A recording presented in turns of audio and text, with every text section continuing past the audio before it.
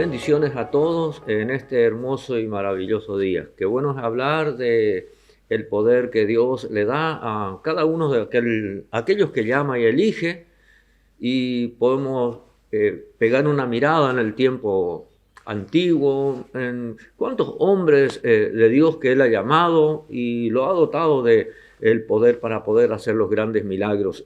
Quiero hablar entre ellos, entre tantos, al profeta Elías, cual también nosotros le conocemos como el profeta de fuego, porque ha hecho grandes milagros. Y podemos ver cómo el apóstol Santiago lo describe al profeta Elías, para que tengamos una idea de la personalidad de Elías. Así que el capítulo número 5 y los versículos 17 y 18 de este libro lo voy a leer para ver si encontramos algunos rasgos que le caracterizaban a Elías, ¿sí? El cual dice de él: Elías era hombre sujeto a pasiones, semejante a las nuestras, y oró fervientemente para que no lloviese, y no llovió sobre la tierra por 3 años y 6 meses. El verso 18, y otra vez oró, y el cielo dio lluvia, y la tierra produjo su fruto. ¡Qué tremendo! Porque aquí encontramos que Elías dice que era un hombre sujeto a pasiones semejantes a las nuestras. Era un hombre que tenía características semejantes a uno de nosotros. O sea, que Elías era un hombre que en su persona física era un hombre vulgar y corriente, pero por dentro él portaba el poder y la autoridad de Dios para hacer los milagros que él hacía en aquel entonces. Entonces Elías era un hombre con costumbres semejantes a las nuestras. Y podemos traer, por ejemplo, al tiempo actual, una suposición que Elías viviera en estos tiempos y vivía, por ejemplo, en el lugar donde yo vivo, aquí en la provincia de Misiones. ¿Cómo iba a ser Elías, ¿no? Viviendo en esta zona? ¿Qué comería? ¿Qué haría Elías? Bueno, comería tortas fritas como nosotros, porque iba a tener las costumbres semejantes a las nuestras. Y tomaría mate amargo como lo tomamos nosotros. Bueno, me reservo la marca de la yerba, pero él andaría en bicicleta, en moto, en auto, haría las cosas que haríamos nosotros en el tiempo actual, las cosas que hacemos cada uno de nosotros, porque era un hombre que estaba sujeto a pasiones semejantes a las nuestras, pero obraba dentro de sí el poder que podía conmover toda una nación. También encontramos, por dar un rasgo nada más, de Josué, que era un hombre natural, un hombre como nosotros también, pero con el poder y la autoridad de Dios para poder sujetar los tiempos, porque dice que Josué oró y dice que se detuvo el sol, dice que un día pasó a ser como 2 días.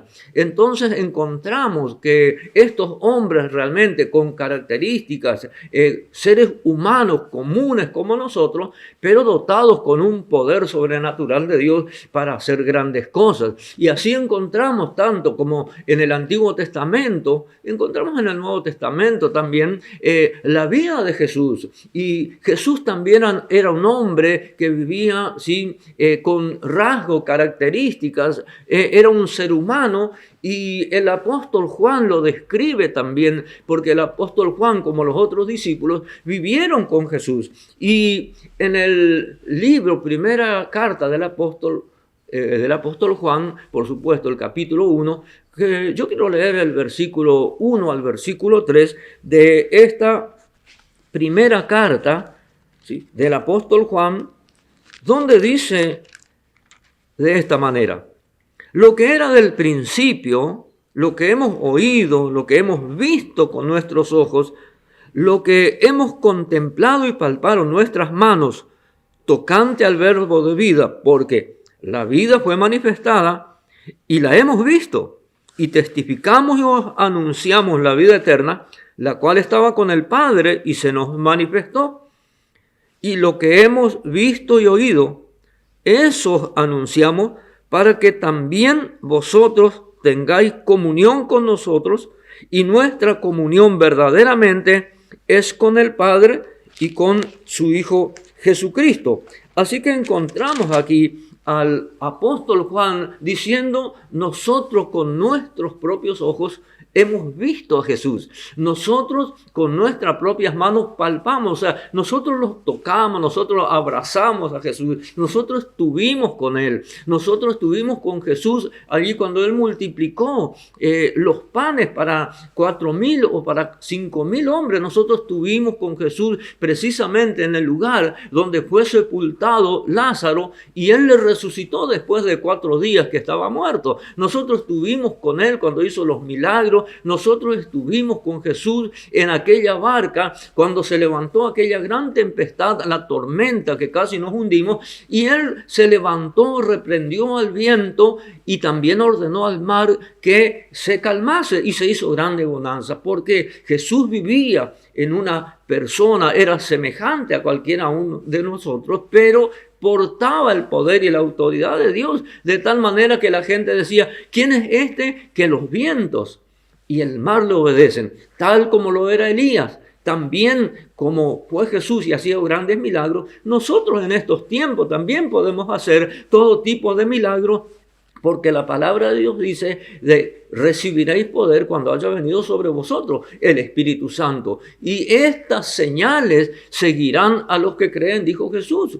O sea que Dios nos envía y nos da el poder también para poder orar y sanar a los enfermos, para poder hacer obras maravillosas de las que hizo Jesús, o aquellas obras milagrosas que hizo, también que hicieron los profetas en el tiempo antiguo. Nosotros también en este tiempo podemos hacer, porque Dios nos ha llamado y nos ha dotado también, nos ha dado el poder a través del Espíritu Santo de poder hacer estas grandes cosas. Y puedo decir que así como Elías hizo grandes milagros, y así como Jesús hizo grandes milagros, nosotros podemos hacer milagros mucho más grandes y mucho más importantes de los que hizo Elías y aún de lo que hizo Jesucristo. Y algunos dirán: no, más grande que Jesús nadie puede hacer. Sí, la palabra me avala para decir lo que estoy diciendo, y lo voy a leer en el libro del Evangelio de San Juan, el capítulo 14 y el versículo 12,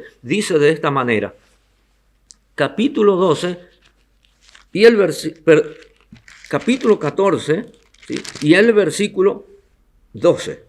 Dice: de cierto os digo, el que cree en mí, las obras que yo hago, él las hará también, y aún mayores, repito, y aún mayores hará, porque yo voy al Padre. Jesús dijo: el que cree en mí, la obra que yo hago, Él las hará también, y aún mayores, porque yo voy al Padre y les voy a enviar el Espíritu Santo. Dice, para que reciban el poder y la autoridad de poder hacer todas las cosas que yo hice, y aún mayores.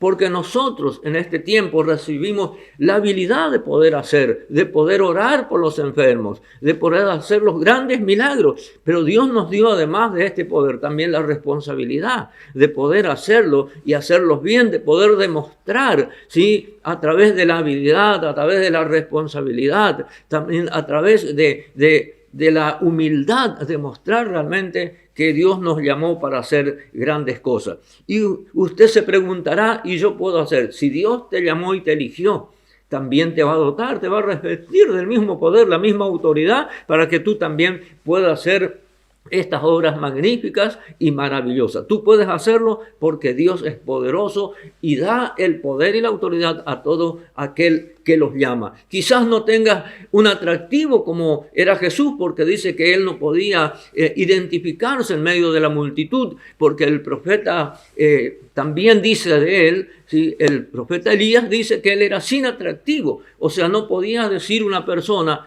que lo veía a Jesús en medio de una multitud, decía: aquel que está allá es Jesús, porque no lo podía reconocer, porque era un hombre semejante a nosotros, tal como era Elías, también como era Jesús.